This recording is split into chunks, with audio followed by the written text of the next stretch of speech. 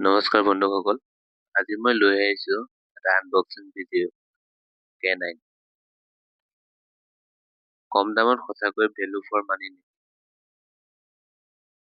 এইটো হৈছে K9ৰ বক্স। আগফালে ভিতৰত কি কি আছে? K9 ড্ৰাইভিছ, charging cable, user manual, extra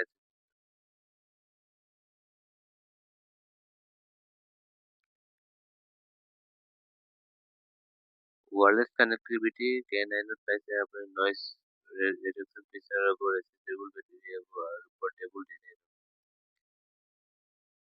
এতিয়া মই এটা লাইভ টেষ্ট কৰি দেখুৱাম আপোনালোকক। চাউণ্ড কোৱালিটি কেনে, বেকগ্ৰাউণ্ড নইজ কমাই, এইটো দামত ভইচটো কেনেকুৱা হৈছে এটা কমেণ্ট কৰি জনাবলৈ নাপাহৰিব।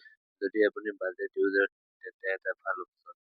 ভিডিঅ'টো ভাল লাগিলে লাইক কৰক, কমেণ্ট কৰক। আপুনি কিনিবলৈ ছাবস্ক্ৰাইব কৰিব নাপাহৰিব। ধন্যবাদ। ভিডিঅ'টো শেষলৈকে চাব।